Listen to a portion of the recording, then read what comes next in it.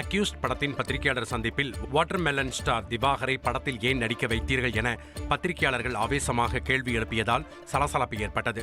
August 1ஆம் தேதி வெளியாக உள்ள அக்யூஸ்ட் திரைப்படத்தின் செய்தியாளர் சந்திப்பு சென்னையில் நடைபெற்றது. இந்நிகழ்வில் படத்தின் கதாநாயகன் உதயாவிடம் பத்திரிகையாளர்கள் வாட்டர்மெலன் ஸ்டார் என தன்னை அழைத்துக் கொண்டிருக்கும் திவாகர் பத்திரிகையாளர்களை இழிவுபடுத்துவதாக கூறி திரைத்துறையினர் அவரை படத்தில் நடிக்க வைக்க வேண்டாம் என கோரிக்கை விடுத்தனர். சில பேர் வளர்ந்துருக்காங்க, அது எல்லாம் நீங்களும் சொல்றீங்க. ஆனா எல்லாரும் அவர் யூஸ் பண்றீங்க. அவருக்கு நடிப்பு வந்தாலும் சரி வரலனாலும் சரி அவர் பெருசா எடுத்து பேசுறீங்க. ஆனா எங்களை தவறா பேசும்போது இல்ல நீங்க நோட் பண்ணீங்கன்னா எங்க படத்துக்கு பிரஸ் மீட் நடந்தது.